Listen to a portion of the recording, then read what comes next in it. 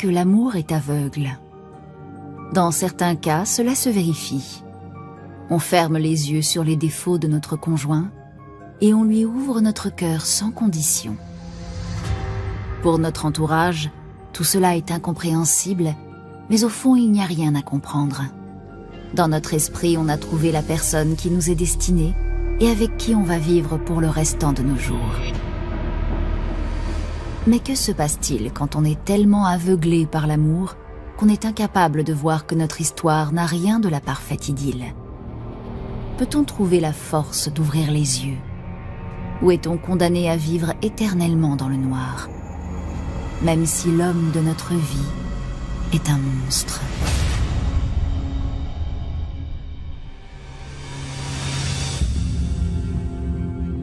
Le 6 janvier 2006, la nuit descend calmement sur Richmond en Virginie et la plupart des habitants rentrent chez eux pour la soirée.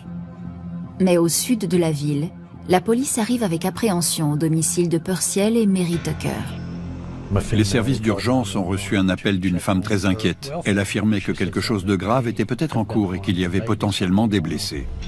Au téléphone, Lily Ann Pollet a des raisons de croire qu'un événement tragique est arrivé à l'amie de sa fille, la jeune Ashley Baskerville, âgée de 21 ans. J'ai essayé de la joindre à plusieurs reprises. Son téléphone sonnait, mais personne ne décrochait. La police pénètre dans la maison par la porte d'entrée restée ouverte. La première chose qu'on a vue, c'est un individu gisant sur le sol du salon. Les policiers supposent que la victime est Purcell, le beau-père d'Ashley. En revanche, ils ne s'attendaient absolument pas à le retrouver dans cet état. Purcell Tucker avait les pieds et les mains attachés avec du ruban adhésif. Sa tête était enveloppée dans un sachet en plastique. Il était couvert de sang et avait reçu plusieurs coups de couteau qui avaient laissé de nombreuses plaies sur son corps.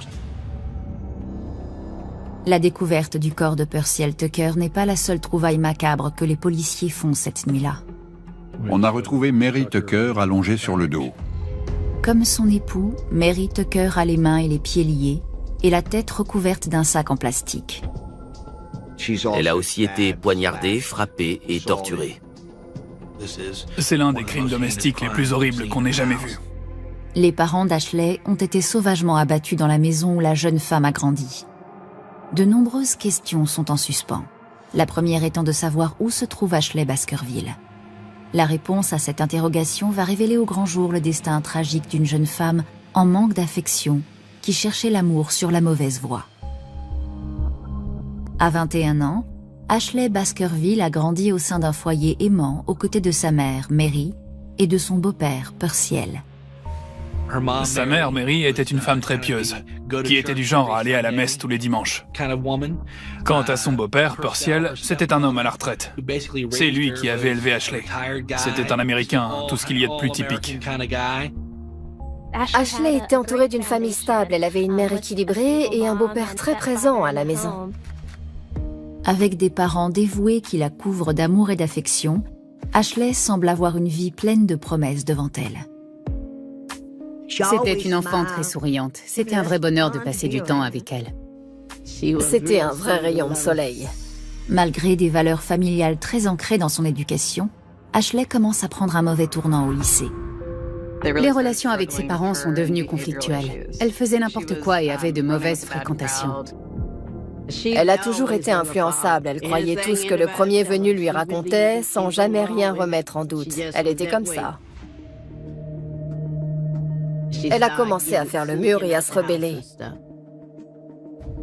Le comportement d'Ashley finit par lui causer de sérieux ennuis. Avec ses amis, il volait des voitures et il considérait ça comme une plaisanterie.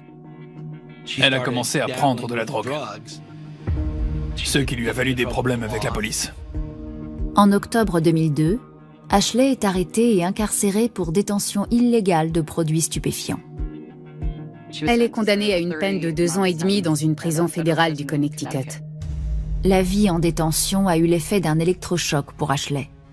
À 21 ans, elle décide de tirer un trait sur ses jeunes années de délinquance et quitte la prison avec un projet en tête. Elle voulait prendre un nouveau départ. Ashley avait l'intention de se remettre dans le droit chemin. Elle m'a téléphoné pour m'annoncer qu'elle comptait s'inscrire dans une école d'infirmière. Elle voulait prendre sa vie en main. On sentait qu'elle avait envie de devenir quelqu'un de bien. Rapidement, les projets d'Ashley se retrouvent au point mort. Tout commence lorsqu'un de ses amis, Ray Dandridge, lui présente son oncle, le séduisant Ricky Gray. Elle ne tarde pas à devenir la petite amie de Ricky Gray. Je pense qu'ils se sont vite trouvés des points communs. Ils comblaient un vide l'un chez l'autre. C'étaient de vraies âmes sœurs. Le seul problème, c'est qu'à l'instar d'Ashley, Ricky a un casier judiciaire. Ricky Gray avait déjà purgé une peine de prison pour vol à main armée. Contrairement à Ashley, Ricky et Ray n'ont nullement l'intention de se remettre dans le droit chemin. Ricky et Ray ont commis plusieurs actes criminels ensemble. Cela leur a valu une condamnation et ils ont atterri derrière les barreaux. Certaines personnes prétendaient que Ricky était le meneur. Lorsque Ray était seul, il ne s'attirait pas d'ennui. Mais quand Ricky était là, c'était une autre histoire. Pour essayer d'exercer une influence positive sur Ricky et Ray, Ashley joue les entremetteuses et présente à Ray l'une de ses meilleures amies, Latoya Poley. Ashley a téléphoné à ma fille, Latoya, en lui disant « J'ai 2 amis qui veulent nous emmener passer la soirée en ville. » Ils sont devenus une vraie bande et ils formaient leur propre petit groupe. Tandis que des liens forts se tissent entre ces jeunes gens, Ashley tombe éperdument amoureuse de Ricky. Ricky Gray faisait au moins 1,80 m. C'était un homme grand et très musclé. Il avait du charme. Ils étaient très fusionnels, ils ne se quittaient pas d'une semelle. Seulement 1 mois après le début de leur relation, Ashley et Ricky commencent à construire des projets et parlent même de mariage. Ashley est follement amoureuse. Elle espère avoir trouvé l'amour de sa vie, à l'image de ses parents qui comptent plusieurs dizaines d'années de vie commune. Mais la vie va en décider autrement pour Ashley Baskerville. Le 6 janvier 2006, les forces de police de Richmond découvrent les corps de sa mère et de son beau-père, ligotés et torturés dans leur maison, au sud de la ville. Les policiers sont toujours à la recherche d'Ashley lorsqu'un agent remarque quelque chose au bout d'un couloir sombre. On s'est avancé au fond de la maison à force d'enquêter sur des homicides, on s'habitue à voir des cadavres. Mais là, c'était choquant. Le 6 janvier 2006, les forces de police de Richmond découvrent les corps de Purcell et Mary Tucker sauvagement assassinés. Les époux ont été ligotés, poignardés et asphyxiés à leur domicile. Les policiers sont encore à la recherche de leur fille, Ashley. Dans l'une des chambres situées au fond de la maison, je vois un corps allongé sur le lit. Il s'agissait d'Ashley.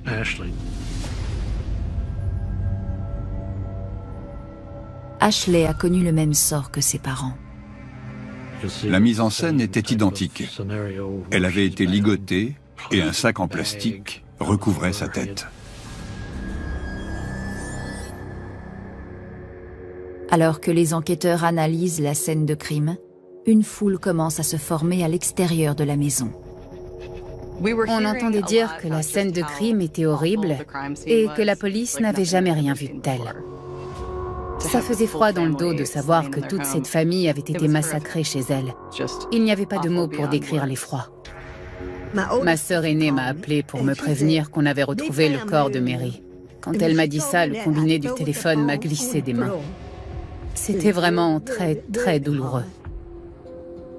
J'ai eu le sentiment que mon cœur sortait de ma poitrine. Je n'en revenais pas. Personne ne savait ce qu'il s'était passé. C'était effrayant. C'est le genre de meurtre qui terrorise la population. Dans ces cas-là, on ne peut pas se laisser submerger par l'émotion. On se dit juste, il faut que je trouve celui qui a fait ça. Et quel était son mobile? Les enquêteurs se rendent vite compte que l'une des voitures des Tucker a disparu. Je signale dans la base de données que le véhicule a été volé et qu'il est lié à un triple homicide. Si la voiture fait l'objet d'un contrôle routier, les agents seront immédiatement informés qu'elle est impliquée dans cette affaire sordide. Pendant ce temps, les policiers fouillent la maison à la recherche d'indices pouvant les éclairer. On pensait à un cambriolage qui aurait tourné au drame. 3 personnes retrouvées ligotées, bâillonnées, asphyxiées et poignardées à l'intérieur d'une maison. On était pétrifiés, car il s'agissait d'un mode opératoire peu commun. C'était tout simplement atroce. Les policiers ne trouvent aucune trace d'entrée par effraction, ce qui complique les débuts de l'enquête. On avait le sentiment désagréable d'être dans le brouillard. On ignorait complètement ce qui s'était passé. Une vague de panique et de malaise s'est emparée de la population. Tout le monde savait que les meurtriers de cette famille étaient encore en liberté. Les enquêteurs ont besoin de rassembler des informations sur Ashley et ses parents. Le lendemain du meurtre, ils se rendent à la morgue pour rencontrer le médecin légiste dans l'espoir que les autopsies des 3 victimes dévoilent de nouveaux éléments sur ces lugubres assassinats. Les parents avaient tous les deux la tête entièrement recouverte par des sacs en plastique. Ils ont été laissés suffocants sur le sol de leur maison. Ashley a subi le même sort qu'eux. Sa tête était également enveloppée dans du plastique. D'après le médecin légiste, il s'est écoulé entre 5 et 7 minutes avant qu'il meure étouffé. L'autopsie révèle donc que c'est une lente asphyxie qui a causé la mort des 2 parents d'Ashley. Toutefois, Purcell et Mary ont également reçu tous les deux plusieurs dizaines de coups de couteau. Je pense que le profil du tueur varie selon son mode opératoire. Tirer sur quelqu'un à distance n'a rien à voir avec un assassinat aussi méthodique et haineux où la victime ne meurt pas sur le coup. Vu le niveau d'acharnement sur les victimes, la police privilégiait la piste d'un règlement de compte. L'enquête va toutefois prendre une tournure complètement inattendue à la suite d'une découverte du médecin légiste. Quand le corps d'Ashley Baskerville a été examiné, une alliance a été retrouvée sur elle. Elle l'a portée autour du cou, donc elle avait de la valeur pour elle. Les enquêteurs savent qu'Ashley n'est pas mariée. Alors à qui appartient cette alliance? Au fur et à mesure de l'enquête, cet anneau va permettre d'établir un lien entre Ashley et une autre famille assassinée. On avait déjà une énorme affaire de triple homicide sur les bras, mais là, ça prenait une plus grosse ampleur. La police ne tarde pas à découvrir la vérité sur la jolie jeune femme de 21 ans. C'était tout simplement incroyable.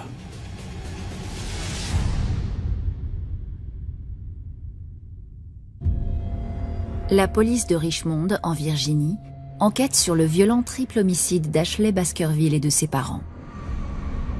Au moment d'autopsier le corps d'Ashley Baskerville, le médecin légiste fait une découverte étonnante. Ashley Baskerville portait une alliance autour du cou. Mais il ne s'agit pas de n'importe quelle alliance.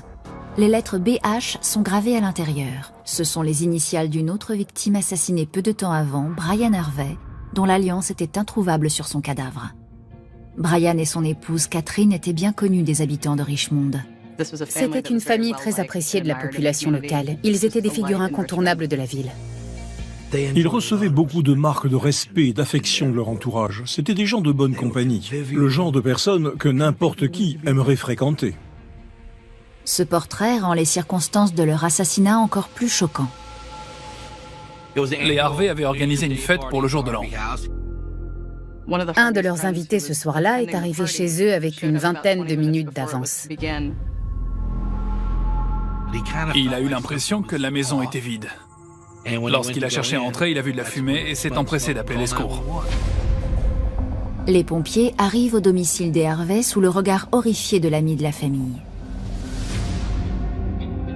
Ils réussissent rapidement à accéder au sous-sol. C'est là que l'incendie semble avoir démarré. Les conditions étaient telles dans la cave que les pompiers ne voyaient rien. Ils ont trouvé des individus.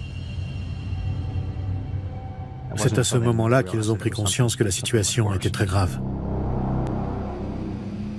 Les 4 membres de la famille avaient été assassinés. Ils avaient été tabassés, étranglés et laissés pour morts. En quittant le domicile de la famille Harvey, les meurtriers ont volé 2 ordinateurs portables ainsi que l'alliance de Brian Harvey. On a du mal à comprendre ce qui peut déclencher une telle barbarie. Moins d'une semaine après le monstrueux assassinat de la famille Harvey, le triple homicide d'Ashley Baskerville et de ses parents survient. L'alliance volée relie désormais les 2 affaires entre elles. En résumé, il y avait eu une violente intrusion de domicile et le meurtre de 7 personnes en l'espace de 6 jours. La toute première semaine de l'année 2006. Les enquêteurs veulent comprendre le lien qui unit Ashley Baskerville à Brian Harvey. Ils décident donc d'interroger Lillian Polley.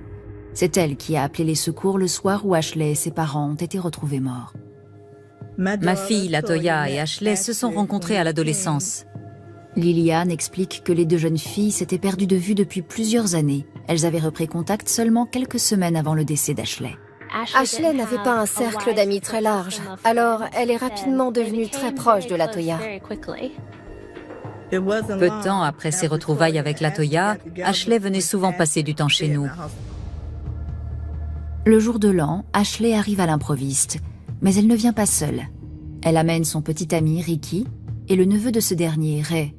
Lillian raconte son mécontentement face à l'arrivée inattendue de ses invités, mais les deux hommes essaient de l'amadouer.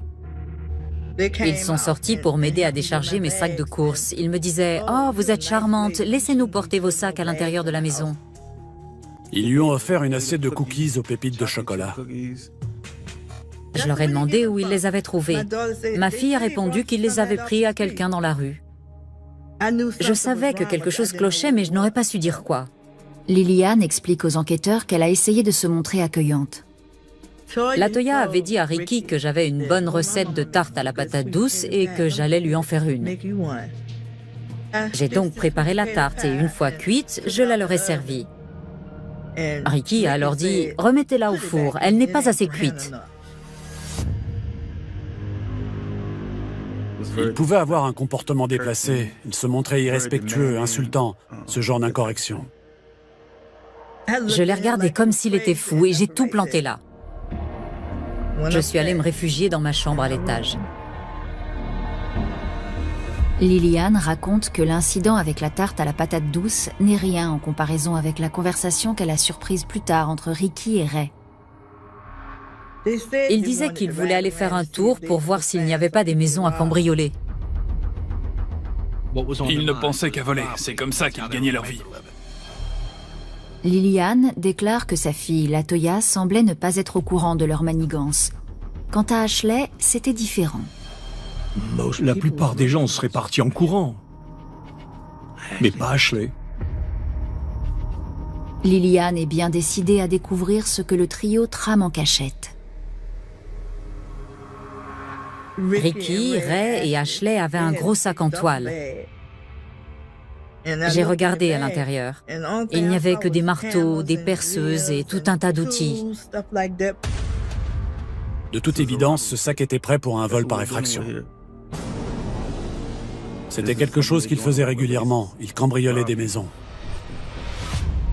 Je suis restée dans ma chambre et j'ai dit à ma fille, « Latoya, il faut que tu les fasses partir. Je ne suis pas à l'aise de les savoir dans ma maison. » Elle m'a répondu, « Tu ne dois pas avoir peur. Tu ne dois surtout pas montrer que tu sais quelque chose. Tu ne peux pas prévenir la police. » Elles ont marché sur des œufs pendant tout le temps où cette petite bande est restée chez elle. Lillian raconte que sa fille a réussi à faire croire à son petit ami Ray que tout allait bien. Je pense que ce jour-là, Latoya a gagné du temps en essayant d'obtenir la confiance de Ray. Elle a donné le change, en se montrant bavarde, en se comportant comme une amie sur laquelle on peut vraiment compter en toutes circonstances. Je suis persuadé que c'est ce qui a fait que Ray a empêché Ricky de leur faire du mal. Pendant 6 jours, on est resté en mode survie. On essayait de les satisfaire en espérant qu'ils allaient s'en aller. Lillian explique aux enquêteurs qu'une semaine après leur arrivée, Ashley et les deux hommes s'en vont enfin. Ils essayaient de convaincre Latoya de venir avec eux. J'ai dit à ma fille qu'il était hors de question qu'elle les suive et elle est restée avec moi. Ils sont alors partis tous les trois, Ricky, Ray et Ashley. La déclaration de Lillian Polley fournit aux enquêteurs une première liste de suspects potentiels pour le meurtre de la famille Harvey et celui de Purcell et Mary Tucker. En revanche, ils ne comprennent toujours pas pourquoi Ashley a également été assassinée. Ricky et Ashley s'aimaient. Comment se fait-il qu'elle ait été retrouvée morte? La plupart des affaires d'homicide à Richmond concernent des règlements de compte par arme à feu. Ces meurtres sont différents. Les victimes ont été rossées, poignardées et asphyxiées. Cela ne ressemble en rien aux meurtres habituellement observés dans la ville de Richmond. Il m'arrive encore de faire des cauchemars à ce sujet. c'est une histoire tellement triste. Lillian Poley a aidé la police de Richmond à identifier Ricky Gray et Ray Dandridge comme de potentiels suspects des meurtres de la famille Harvey et des époux Tucker. Mais ils doivent encore élucider comment la petite amie de Ricky, Ashley Baskerville, a pu être assassinée. Est-il possible que son fiancé l'ait tuée elle aussi? La police l'a retrouvée avec l'alliance de Brian Harvey autour du cou. Il ne faisait aucun doute que les deux affaires étaient liées. Les enquêteurs interrogent la fille de Lillian, Latoya, afin d'obtenir des réponses. Cette dernière déclare que sa mère et elle savaient toutes deux que le trio trempait dans des affaires louches dont elles ignoraient l'ampleur. Pendant les quelques jours où ils sont restés chez moi, Ricky, Ray et Ashley se sont enfermés dans leur voiture. Latoya s'est approchée discrètement pour voir ce qu'ils faisaient. Ashley avait un ordinateur allumé sur les genoux. Elle était en train de faire défiler des photos de la famille Harvey à l'écran et de les supprimer une à une. Latoya a entendu parler de l'assassinat de la famille Harvey au journal télévisé et elle craint que son amie d'enfance soit impliquée dans ce crime sordide. Par chance, Latoya réussit à regagner la maison sans se faire remarquer. Latoya a débarqué dans ma chambre. Elle a plaqué sa main contre ma bouche et m'a regardé droit dans les yeux. Je ne l'avais jamais vue dans cet état. Elle était morte de peur. Elle m'a alors dit « Maman, ce sont eux qui ont tué la famille Harvey ». J'étais terrorisée. Toutes les chaînes de télévision parlaient de cette affaire. Latoya raconte à la police que sa mère et elle ont décidé de faire comme si de rien n'était, jusqu'à ce qu'elle puisse se débarrasser de ce trio de dangereux criminels et se retrouver en sécurité. J'étais complètement apeurée, mais je devais rester forte pour ma fille. Si nous avions réagi différemment, peut-être que nous aussi, nous serions mortes à l'heure qu'il est. Dans un cas comme celui-là, vous ne pouvez qu'attendre et espérer qu'il s'en aille vite pour pouvoir appeler la police. Latoya est soulagée de voir le trio s'en aller. Mais elle s'inquiète aussitôt pour la sécurité de son amie, Ashley. On se faisait du souci pour elle. Elle était partie en voiture avec ces deux hommes qui avaient assassiné une famille entière. Mais Ashley est-elle leur prochaine victime ou leur complice? Certaines femmes ont un besoin irrépressible de se sentir désirées et de se rendre indispensables. Bien souvent, ces femmes finissent par être prises pour cible. Elles se font manipuler et deviennent des victimes. Latoya explique à la police que sa mère et elle ont essayé d'appeler Ashley à plusieurs reprises, sans succès. C'est finalement un appel de Ray Dandridge qui va les plonger dans la panique. Ray a téléphoné à Latoya. Il lui a dit qu'Ashley s'en était allée. C'est ce qu'il a dit. Elle lui a demandé où il voulait en venir et il a répété « Elle s'en est allée ». Il a ajouté que ses parents aussi. Les enquêteurs ont désormais la conviction que Ricky et Ray sont responsables de la mort des Harvey ainsi que de celle de la famille Baskerville Tucker. Toutefois, Ashley a-t-elle joué un rôle dans ces meurtres? Était-elle au courant que ses parents étaient visés avant qu'elle ne trouve elle-même la mort? À ce stade, rien ne permet de l'affirmer. Je pense qu'on peut dire qu'elle était prête à faire n'importe quoi par amour pour Ricky Gray. La police doit trouver Ricky et Ray avant qu'ils ne tuent quelqu'un d'autre. Le numéro de téléphone de Ray est utilisé pour effectuer une recherche inversée afin d'essayer de le localiser. Nous avions des raisons de penser que ces deux hommes étaient coupables de nombreux actes criminels impliquant plusieurs victimes. Cela ne faisait qu'augmenter notre vigilance et nos craintes. Par conséquent, on a aussitôt contacté le SWAT pour que des unités spéciales interviennent. Les agents du SWAT se rendent à une adresse reliée au numéro de téléphone de Ray. Le véhicule volé appartenant à Purcell Tucker est garé à l'extérieur. Lorsqu'ils sont entrés dans la maison, Ray Dandridge n'a opposé aucune résistance. Il a obtempéré et s'est allongé au sol. Malheureusement, Ricky ne se trouve pas dans la maison. Du moins à première vue. À ce moment-là, Ray Dandridge était menotté face contre terre et il indiquait du regard l'endroit où Ricky s'était caché pour en informer les agents. Il a tourné les yeux dans la direction de la cachette pour ne pas avoir à parler. Ils ont trouvé Ricky. C'était un homme grand, mais il avait réussi à se glisser entre le mur et le chauffe-eau. Malgré les injonctions à sortir de sa cachette les mains en l'air, Ricky n'a aucune intention de se rendre aussi facilement. Il refusait d'obtempérer. Les agents ne pouvaient pas voir s'il était armé. Comme il était accroupi, seul son buste était visible. Il était donc impossible de savoir ce qu'il allait faire en se relevant. Il était complètement acculé. Il savait que c'était probablement sa dernière chance de trouver une échappatoire avant de se rendre. Ça allait finir en bain de sang.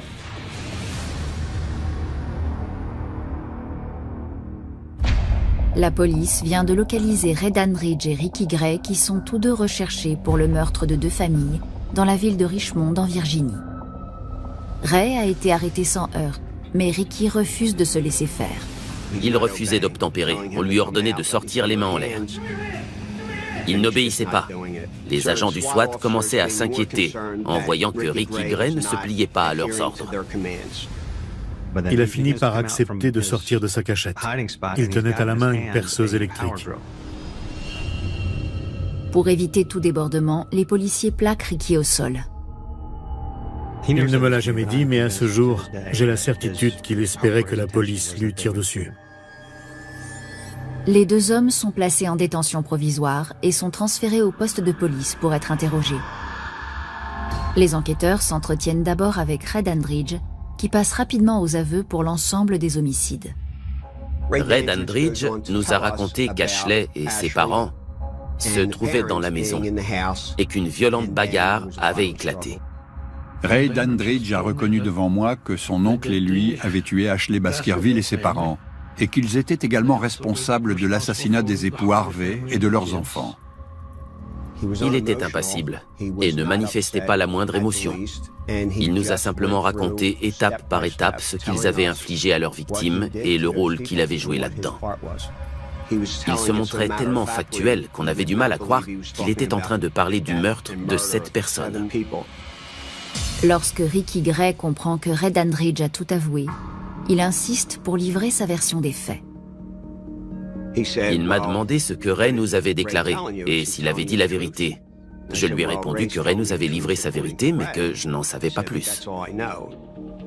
Il m'a demandé si j'étais prêt à l'écouter et j'ai répondu oui. Ricky a reconnu qu'il était drogué au PCP les jours où les meurtres ont eu lieu. Selon lui, ils étaient venus du nord de la Virginie dans le but de commettre uniquement des cambriolages. Ricky raconte que Ray, Ashley et lui sont montés dans sa voiture au matin du 1er janvier dans le but de repérer des maisons à cambrioler. Il déclare ensuite qu'Ashley a présenté la maison de la famille Harvey comme la cible parfaite. Ashley Baskerville avait été la babysitter de la famille Harvey. Elle ne gardait plus leurs enfants car elle avait un casier judiciaire depuis sa condamnation pour détention de drogue. Quand les époux Harvey l'avaient découvert, ils l'avaient remerciée en lui disant qu'ils ne souhaitaient plus qu'elle garde leurs enfants. Elle connaissait bien la famille et savait tout ce qui se trouvait à leur domicile. D'après Ricky, Ashley a profité de sa connaissance des lieux pour échafauder leur plan de cambriolage. Ils sont arrivés dans la rue et bingo. La porte d'entrée n'était pas fermée. Ricky est entré et a jeté un bref coup d'œil. La voie était libre. Au cours des interrogatoires, nous avons appris qu'en réalité, Ashley faisait le guet devant la maison. Elle restait dehors au cas où la police ou quelqu'un d'autre arriverait. Ricky déclare qu'Ashley aurait bien aimé endosser un rôle plus important dans leur vol. Ashley voulait participer au cambriolage, mais Ricky s'y est opposé et il lui a dit « Reste là, c'est là qu'est ta place ». Elle agissait sans prendre le temps de réfléchir à ce qu'elle faisait. Elle ne pensait jamais aux conséquences. Ricky a affirmé que pendant qu'Ashley est restée dans la voiture, Ray et lui sont entrés dans la maison.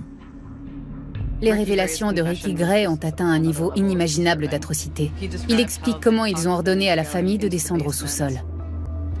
Ricky Gray a alors attaché les mains et les pieds de Brian Harvey avec une rallonge électrique. La mère a été ligotée. Et les 2 filles également. Je suis sûr qu'elles étaient effrayées. Il était sous l'emprise de la drogue et il se souvenait juste que les choses avaient mal tourné. Ricky Gray a déclaré qu'il a pris peur en voyant ses victimes se redresser. Il se souvenait avoir vu un marteau et l'avoir attrapé. Il ne savait pas qui il allait frapper en premier. Il les a tous frappés à coups de marteau.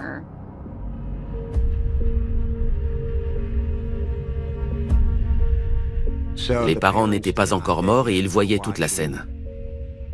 Ils voyaient ce qu'on infligeait à leurs enfants.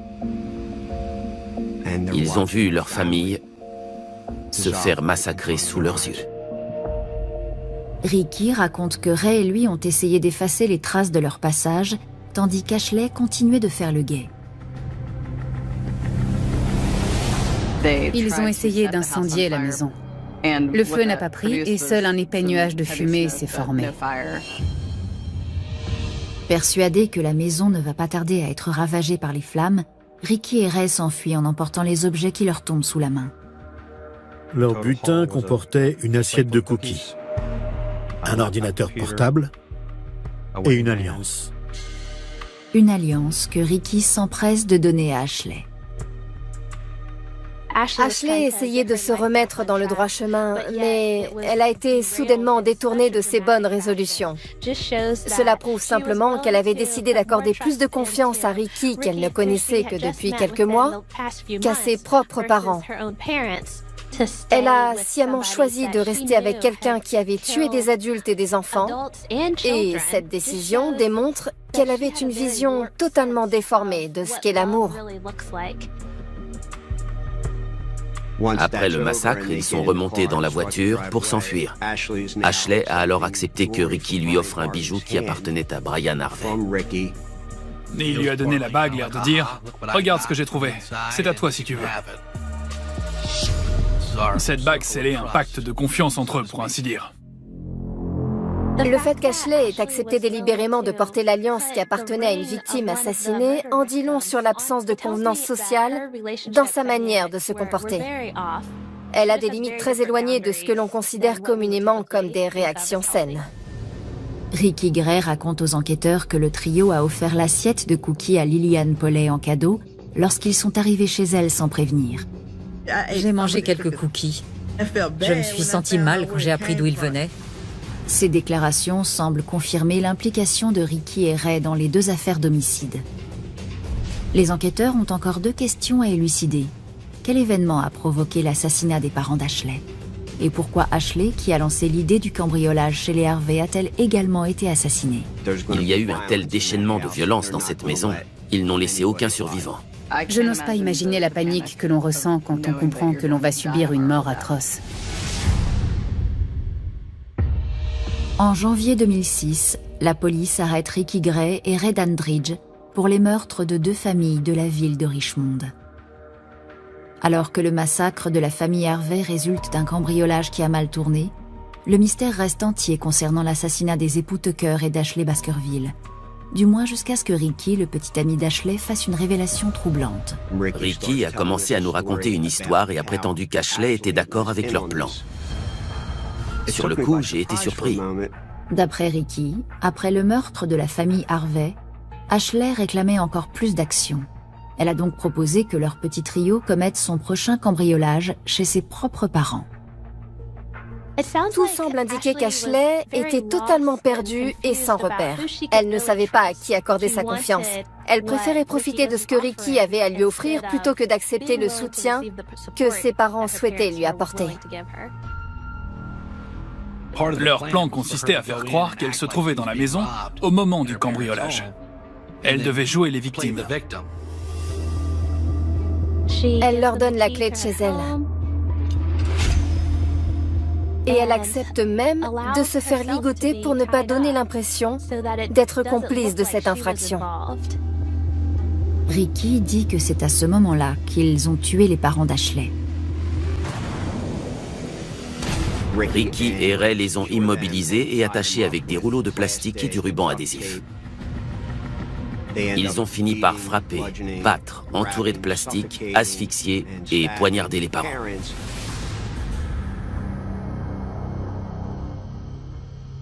Je pense que depuis le début, Ashley souhaitait que sa mère et son beau-père soient victimes d'une agression violente. Ce qu'Ashley ignore, c'est que Ricky a décidé de modifier le scénario initial. Ashley a dû se rendre compte qu'il n'allait pas la détacher. Ricky a évoqué le regard effaré d'Ashley quand elle a compris qu'il ne la libérerait pas de ses liens. On pouvait lire sur son visage qu'elle était terrorisée à l'idée de mourir. À mon avis, Ricky en a tout simplement eu marre et a décidé de se débarrasser d'elle. Elle avait également un sac plastique attaché autour de la tête. Cela a pris quelques minutes de la maîtriser car elle criait et se débattait. Une fois qu'ils l'ont immobilisée, ils l'ont poignardée. Elle a rapidement succombé à ses blessures. On ne peut qu'imaginer la peur terrible qu'elle a dû ressentir à ce moment-là. Ce qu'elle pensait être un simple cambriolage venait tout à coup de se transformer en cauchemar. Ricky raconte ensuite qu'après avoir tué Ashley et ses parents, Ray et lui ont volé la voiture de Purcell Tucker. Ils se sont enfuis pour aller dans la maison du père de Ray où ils sont restés cachés jusqu'à ce que les équipes d'intervention du SWAT les interpellent. À la fin de l'interrogatoire, j'ai demandé à Ricky Gray s'il avait quelque chose à ajouter à sa déclaration. Il a alors dit que tout cela n'était pas nécessaire. C'est probablement la chose la plus sincère qu'il nous ait dite. Tout cela n'était pas nécessaire. Le jour même, la police dépose 4 chefs d'accusation contre Ricky Gray pour l'assassinat de la famille Harvey et 3 chefs d'accusation similaires contre Ray Dandridge pour le meurtre d'Ashley et de ses parents. Le procureur considère que les charges à l'encontre de Ricky Gray sont plus importantes avec l'assassinat de la famille Harvey, alors que Ray n'est impliqué que dans le triple homicide des Baskerville Tucker. 8 mois plus tard, le procès des 2 hommes démarre. Ray Dandridge décide initialement de plaider non coupable, mais après avoir entendu le réquisitoire du parquet, il change d'avis. On s'est mis d'accord quand le procureur a terminé son réquisitoire. Ray Dandridge a finalement décidé de plaider coupable et a été condamné à la perpétuité sans possibilité de libération conditionnelle. Ricky, en revanche, décide de tenter sa chance auprès du jury. La salle d'audience était pleine à craquer, mais il y avait des gens dehors. Je n'avais jamais vu ça. Le jury désigne Ricky coupable d'homicide volontaire. C'était un procès rapide. L'enjeu de cette affaire ne consistait pas à désigner un coupable, mais à trouver une peine juste. On s'est senti dans l'obligation d'expliquer aux jurés comment Ricky Gray en était arrivé là, de raconter quels événements peuvent amener une personne à tourner aussi mal. Ricky était très discret sur les épreuves qu'il avait endurées. Ce n'est pas lui qui nous a révélé les abus sexuels qu'il a subis de la part d'un membre de sa famille. C'est un de ses proches qui nous l'a dit. La seule fois où je me souviens avoir vu Ricky véritablement ému pendant le procès, c'est lorsque sa sœur est venue témoigner à la barre. Elle a raconté ce qu'un membre de leur famille leur avait fait subir, à lui comme à elle. Il a pleuré. Je m'en souviens car c'était très poignant. Je pense que ces événements étaient liés à une partie de sa vie qu'il préférait occulter. Tout a été révélé publiquement. Ce n'était vraiment pas quelque chose qu'il nous avait confié. Il ne l'a pas nié quand on est venu le voir pour lui dire qu'on était au courant, mais il ne voulait pas en parler. C'était une histoire qu'il ne voulait pas évoquer. Je pense qu'il n'aurait répondu à aucune question sur le sujet. Lorsque des jeunes gens sont maltraités, ils réagissent. Certains se replient sur eux-mêmes, d'autres perdent les pédales, ils prennent des chemins différents. Et je pense qu'on peut dire assez justement que les services correctionnels, dans chaque État, reçoivent un nombre bien plus important qu'on ne le croit de personnes qui ont été abusées, ou maltraitées, ou rudoyées quand elles étaient jeunes. Et Ricky faisait partie de cela. Il n'a pas expliqué pourquoi ils avaient pris la famille Harvey pour cible, ni pourquoi ils ne s'étaient pas contentés de voler quelques objets avant de prendre la fuite. Mais cela nous a permis de comprendre comment un individu peut se retrouver aussi déconnecté des autres au point de commettre des crimes aussi odieux, pour parler franchement. Il n'était pas du genre à s'apitoyer sur son sort ou à pleurer en exprimant des regrets. Je suis convaincu qu'il était parfaitement conscient de la gravité de la situation. Le juge condamne Ricky Gray à la peine de mort. Le 18 janvier 2017, après 10 années passées dans le couloir de la mort, Ricky est exécuté par injection létale par l'État de Virginie. On demande toujours aux condamnés à mort s'ils ont une dernière déclaration. Ricky a simplement répondu non avec un petit sourire. Il est resté de glace. Quand il a fermé les yeux et qu'on nous a annoncé qu'il était mort, je me suis sentie soulagée. J'ai éprouvé un sentiment de justice en apprenant qu'il n'était plus de ce monde. Les proches d'Ashley Baskerville ne reviennent toujours pas qu'après toutes les épreuves que la jeune femme avait traversées, après avoir tourné la page pour écrire le début d'une nouvelle histoire, elle est tout abandonnée pour un homme qui prétendait l'aimer, mais qui en réalité se jouait d'elle comme d'une marionnette. Ashley est tombée entre les mains des mauvaises personnes et s'est retrouvée prise dans un engrenage qu'elle ne pouvait pas contrôler. Ashley a fait de mauvais choix et cela a eu des répercussions néfastes sur de nombreuses personnes. C'est malheureux. Elle était tellement amoureuse de Ricky qu'elle était prête à tout pour lui, y compris à laisser ses parents se faire tuer. Ashley avait participé à l'assassinat de la famille Harvey en faisant le guet. Elle savait ce que ces hommes étaient capables de faire et qu'ils envisageaient de cambrioler la maison de ses parents. Ils sont allés jusqu'à la ligoter pour mettre leur vol en scène.